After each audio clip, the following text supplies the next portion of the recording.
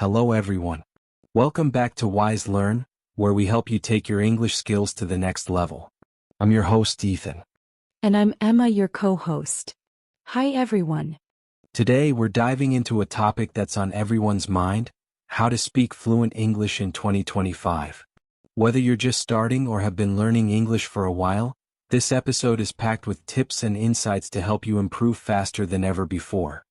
Learning to speak English fluently might feel like a big challenge, but it's absolutely possible. In 2025, the tools and resources available are better than ever, making fluency more achievable for people from all backgrounds. Today we'll share practical strategies, the latest trends, and even some personal stories to inspire and guide you. Exactly.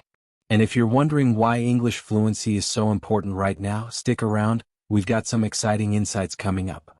But before we dive in, remember to subscribe to our channel for more episodes like this one. And don't forget to share your progress in the comments. We love hearing from you. Let's get started.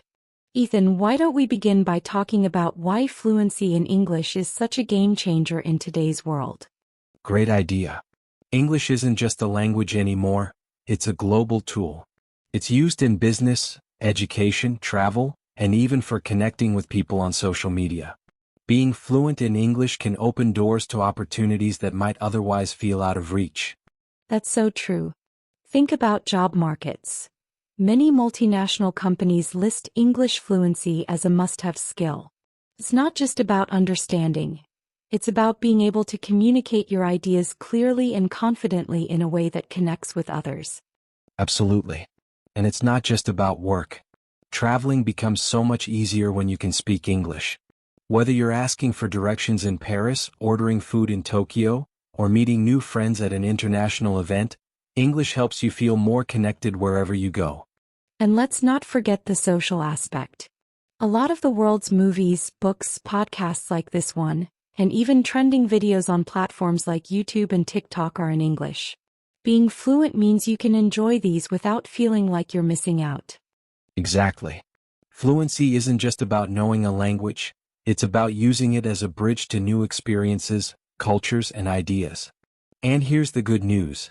In 2025, the resources to achieve fluency are better and more accessible than ever before. That's why this episode is so important. We're going to show you how to make the most of those resources and take real steps toward fluency.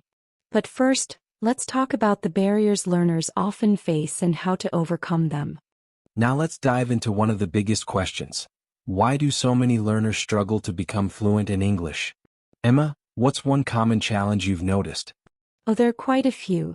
But the first one has to be the fear of making mistakes. Many learners feel embarrassed or shy when they try to speak, especially in front of others.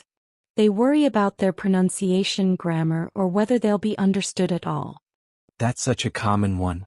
And it's important to remember, making mistakes is part of learning. If you're not making mistakes, you're not growing. But I get it, it can feel intimidating. Exactly. Another big barrier is not having enough practice. Many learners focus on reading and writing but don't spend enough time speaking or listening to English in real-life situations. Right. It's like trying to learn to swim by reading about swimming. You need to actually jump into the water. Speaking regularly, even if it's just to yourself or with a language partner, is key to fluency. And let's not forget about time. A lot of people struggle to fit English practice into their daily routine. With work, school, and other responsibilities, it can feel like there's no time left for language learning. That's where consistency comes in.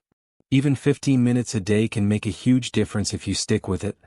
Another challenge I've heard about is relying too much on translating from your native language instead of thinking in English. This slows down your response time and makes conversations harder. Yes. Thinking in English is a skill that takes time, but it's so worth it. Lastly, there's the issue of resources. Some learners don't have access to good materials or feel overwhelmed by too many options online. That's a great point. In 2025, there are more tools than ever, but knowing which ones to use and how to use them effectively is crucial. We'll get into that in a bit, but first, let's talk about actionable steps to overcome these barriers and start building fluency. Alright, we've talked about the barriers, But now it's time to focus on solutions. One of the most important steps for building fluency is consistency. Jason, what are your thoughts on this? Consistency is everything. Even if you only practice for 15 or 20 minutes a day, doing it every day makes a huge difference. For example, you can start your morning by listening to a short English podcast or reviewing new vocabulary during your lunch break. Absolutely. And speaking of podcasts, you're already taking a great step by listening to this one. Another tip is to create a routine.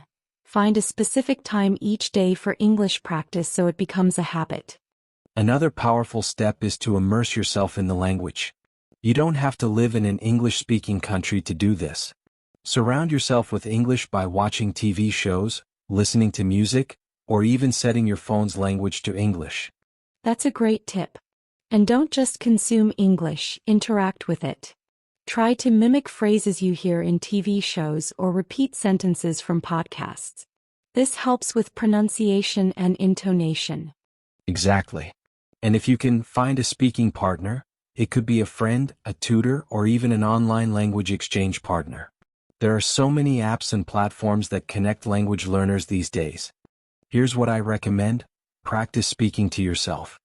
Describe what you're doing, narrate your day, or even have imaginary conversations. It may feel a bit strange at first, but it's an excellent way to build confidence. But what if someone doesn't have a partner to practice with? Another practical step is using technology. In 2025, we have incredible tools at our fingertips like AI-powered language apps that provide real-time feedback on your pronunciation and grammar. Apps like these make it easy to identify and fix mistakes. And let's not forget flashcards. Apps like Anki or Quizlet are fantastic for memorizing vocabulary. But don't just learn individual words. Focus on phrases and sentences. This way you'll know how to use words in context. Great point. Also, learners should try shadowing. It's when you listen to a native speaker and repeat what they say immediately, copying their tone and rhythm. It's one of the best exercises for improving fluency. There are so many innovative ways to learn English now. So let's dive right in. What's the first trend that stands out to you? One trend I'm really excited about is the rise of AI-powered language learning apps. Apps like ChatGPT are now integrating personalized learning features. Oh, that's a game changer. These apps can simulate real conversations, give instant feedback on pronunciation, and even help learners practice specific topics. Exactly.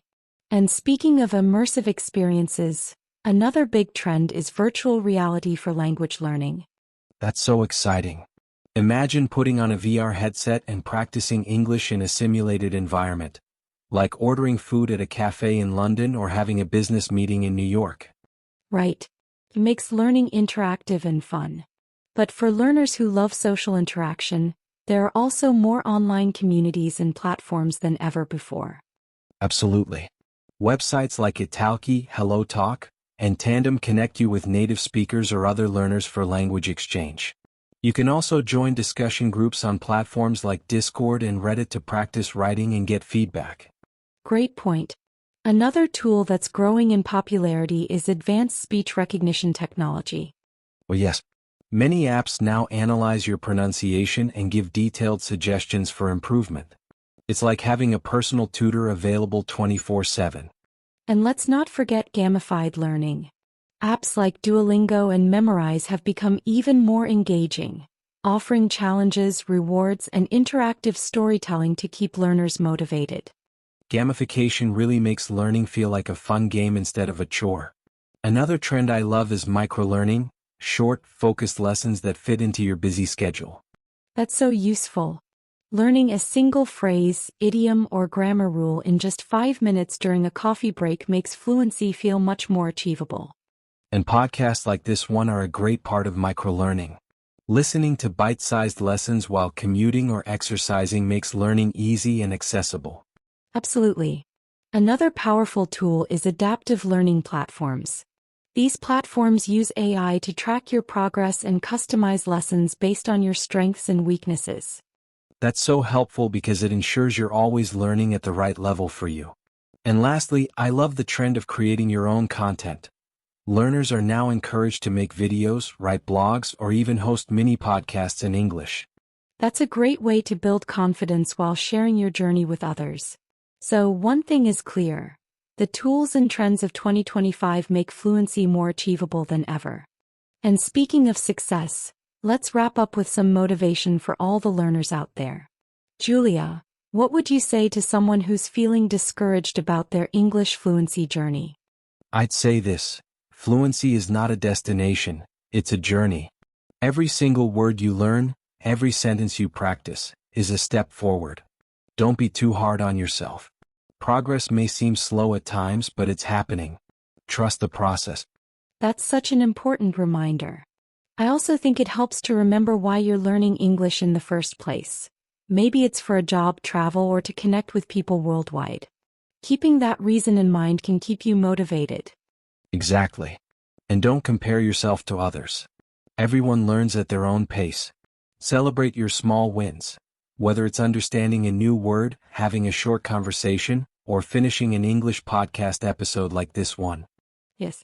And it's okay to take breaks when you need them. Language learning is a marathon, not a sprint. It's about consistency, not perfection.